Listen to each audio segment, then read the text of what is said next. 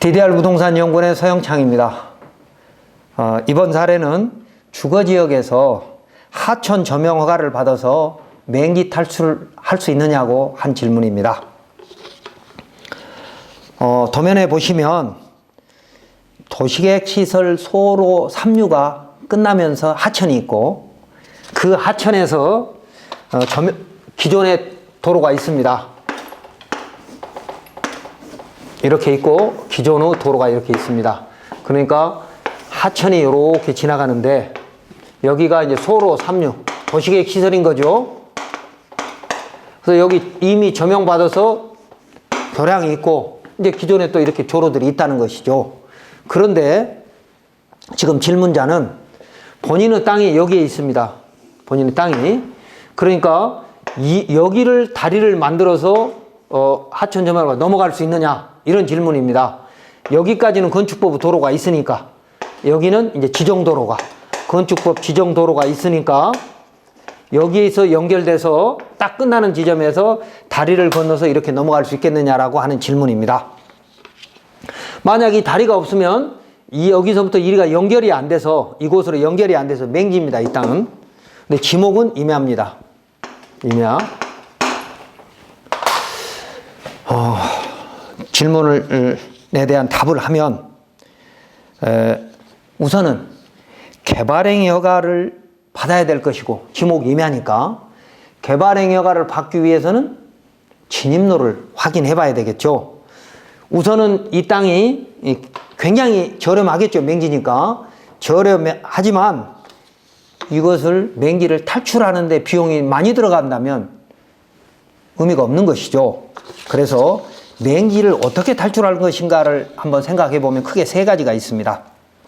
하나는, 자, 위에서 한 대로 여기에도 건너편에 지정도로가 있으니까, 건축법 지정도로는 공도잖아요. 공도가 여기서 와서 끝났으니까 여기서 다리를 만들어서 넘어가는, 하천 조명허가를 받아서 넘어가는 방법이 하나 있을 거고, 또 하나는 이 땅의 주인은 주변을 상대로 주의토지통행권 소송을 해서, 물론 협의를 먼저 해야죠. 협의가 안 되면 이제 소송을 해서 맹지 탈출하는 방법이 하나 있을 거고요.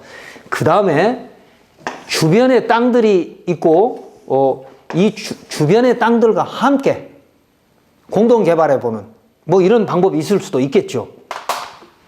이 땅을 이제 이미 갖고 계신다면 여러 가지 방법을 생각해 봐야 되는데, 자, 어떤 방법이 좋을 건가를 한번 검토를 해보면, 우리가 개발행위 허가를 받기 위해서 진입로를 확보를 하게 될 때 물을 만나면 크게 세 가지가 있다 그랬죠. 세 가지 방법이. 첫 번째, 여기가 이제 하천입니다. 소하천. 여기에는 보니까 소하천입니다. 소하천은 지자체장이 관리하는 겁니다. 시장군수가 관리하는 하천입니다. 그러나 이것도 하천이기 때문에 소하천 정비 기본계획에 맞게 교량을 설치를 해야 됩니다. 그런데 지금 현재 눈에 보이는 것은 이만큼이지만, 만약에 여기가 요렇게 하천 기본계획에 하천을 요렇게 만들겠다 그러면 다리는 요만큼만 만드는 게 아니고 이만큼 만들어야 됩니다. 이만큼. 그러니까 교량 길이가 훨씬 길어지니까 공사비 훨씬 많이 나올 수도 있죠. 그래서 이런 걸 볼 때는 하천 기본계획을 반드시 봐야 한다. 그 기본계획에 맞게 설계가 되지 않으면 아예 하천 조명 허가가 안 되니까요. 자, 그래서 물을 만나면 세 가지. 첫 번째, 하천, 소하천에 교량을 설치를 해야 되는데, 이 교량 설치하면 하천 허가도, 조명 허가도 받아야 되지만 하천을 만들어가지고, 교량을 만들어서 바로 기부 체납해야 됩니다. 정식에 뭐 이렇게 손잡이가 있는 그런 다리이든 아니면 손잡이 없는 그런 다리이든 어떤 다리를 만들든 그건 만들어서 기부 체납해야 되는 것이 원칙입니다. 그 다음에 두 번째, 하천법이나 소하천법을 적용받지 않는 물은 이제 대부분이 국어 같은 것이거든요. 뭐 산에서 내려온 국어이든 아니면 뭐 인공으로 만들어 놓은 국어이든 국어란 말이죠. 그럴 때는 그게 대부분 농업용수로 그걸 사용을 해야 되기 때문에 농업생산 기반시설 사용허가를 받아야 됩니다. 그래서 이제 국어조명이라는 말을 우리는 많이 쓰죠. 여기는 하천조명, 그리고 또 국어조명 같은 것들이 있고요. 제 책에 보면 뭐 나와 있죠. 하천조명은 238페이지 정도 나와 있고, 국어조명 245페이지 정도의 이 설명들이 나와 있으니까 참고하시고요.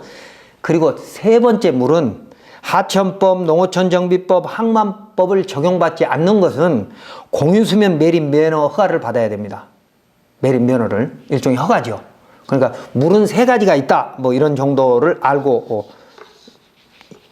살펴가시면 될 거고, 이제 구체적인 설명을 하면 하천 조명 허가는 원칙적으로 어느 곳이나 된다라고 봐야 됩니다. 다만 그 조명 허가로 해서 다리를 만들었을 때 하천 기능을 저해하지 않고 안전에 문제가 없다면 원칙적으로 가능한 거죠. 왜? 지금 이 다리를 하나 새로 만들면 주변에 많은 사람들이 도로로 이용할 수 있으니까요. 근데 공익성이 달성되잖아요. 그래서 국가도 만들어줘야 되는데 개인이 만들겠다고 하면 반대할 이유가 없죠. 근데 반대할 명분은 딱 한 가지인 거죠. 이 하천 물 흐름에 지장을 주는, 그러니까 우리가 이 하천을 관리해야 되는 그런 관리하는 목적에 어긋나는 그런 계획은, 설계는 안 된다는 것이죠. 그래서 하천의 기능이 저하되지 않고 안전에, 교량 이용에 대한 안전에 문제가 없다면 원칙적으로 허가가 되는 거고, 그리고 교량을 설치하기 위해서는 신청자는 물론 주민과 하천 관리자 뭐 이런 분들이 봤을 때 모두에게 유익한 것인가에 대해서 허가권자가 판단할 재량권도 있습니다. 주민이 반대하면 안 되는 것일 거고요. 또 하천을 이렇게 관리하는 측에서 봤을 때 이건 하천 기능에 저해된다, 그러면 안 되는 것이죠. 그래서 그런 어떤 재량권도 있고요. 그리고 하천 조명 허가를 받아서 여기다가 구조물 또는 시설물을 만들면 그건 모두 공공시설이니까 시에 기부 체납해야 된다는 거. 그건 국토계획법에 있다는 것이죠. 내가 내 돈을 들여서 만들었어도 나 혼자만 쓸 수 있는 게 아니고 누구나 쓸 수 있는 공공시설이 되기 때문에, 자, 이 도로를 교량을 만들어서 설치할 가치가 있는지 한번 생각해 봐야 된다는 겁니다. 그런데 지금 이 지목이 임야인 땅이 평수가 지도상으로 보면 몇 평 돼 보이지 않아요. 이렇게 작은 땅에다가 이 비싼 다리를 만들어서 맹기 탈출하면 실익이 얼마나 있을 건가 검토를 해봐야 되겠죠. 그리고 지금 이런 상태에 가서 하천 조명 허가를 담당하는 공무원한테 허가 가능하겠습니까? 그러면 답변이 금방 안 나옵니다. 하천 조명 허가에 필요한 도면과 여러 가지 서류들을 갖추어서 그걸 가지고 가서 담당자한테 물어봐야 아무리 이 재량행위를 하더라도 가능성이 있으니 뭐 접수해 보시오라든지 뭐 이런 답변을 얻을 수 있는 것이지, 지금 가서 아무 준비도 없이 가서 지금 집원만 토지연계 확인서만 갖고 가서 여기다 다리 놓으면 되겠습니까? 라고 질문하면 답변해 줄 공무원 없습니다.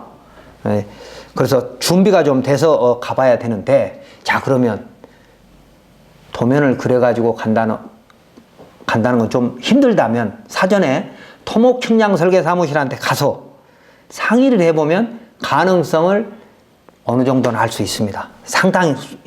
그러니까 하천 조명 허가를 토목측량설계사무실은 많이 해봤거든요. 그러니까 이런 정도이면 조명 허가가 된다 안 된다, 이런 기본적인 사항들은 다 검토받을 수 있거든요. 그래서 토목측량설계사무실에 가서 개발행위허가, 하천조명허가를 미리 좀 상담을 받아봐야 되는 것이 좋다. 그리고 다시 한번 강조를 하지만 이런 경우에 하천조명허가에 유의할 점은 하천정비 기본계획이 있고 그곳에서 정한 대로 교량을 만들어야 되기 때문에 공사비가 의외로 많이 나올 수도 있다. 그리고 기부 체납을 해야 되는데 형질 변경을 수반하는 이런 개발들은 반드시 개발행위 허가를 받기 때문에 생각했던 것보다 훨씬 더 많은 비용과 시간이 들어갈 수 있으므로 항상 토목측량설계사무실과 협의하는 것이 안전할 거고요. 그 다음에 두 번째 방법으로 아까 민법 211조에 보장된 주의토지 통행권의 소송도 말씀을 드렸는데 이때도 유의할 게 있습니다. 지목이 대였다면 주의토지 통행권 소송에서 건축허가 무조건 받을 수 있습니다. 그러나 지목이 임야이면 현재의 용법대로만이라는 대법원 판례가 있습니다. 그러니까 임야는 임야를 사용할 수 있는 통행로만 양보해라. 이웃 토지 소유주가. 농지는 농사 지을 수 있는 땅만큼만 양보해라. 이런 대법원 판례가 있거든요. 그러니까 지목이 대가 아니고 농지나 임야인 경우에는 건축허가 기준에 맞는 너비의 양보를 받을 수 없을 수도 있다는 것이죠. 그래서 그런 단서를 잘 아시고 변호사 등 전문가하고 협의를 해서 풀어가면 될 것이고요. 그래서 마지막으로 세 번째, 자, 이 임야가 모양은 이렇게 생겼습니다만 실제로 도면을 보면 거의 삼각형으로 땅 모양이 좀 이쁘지 않습니다. 그러면 주변 땅하고 합해서 이 땅을 적당하게 이쁘게 이렇게 정리를 해서 나누는, 이게 이제 요즘 건축법에 나오는 건축협정이죠. 그래서 이웃 필지하고 같이 건축협정을 통해서 건축허가를 넣어보는 방법도 있고, 그러면서 이웃 땅이 맹지가 아니라면 이웃 땅의 접도 의무를 같이 사용하자는 거죠.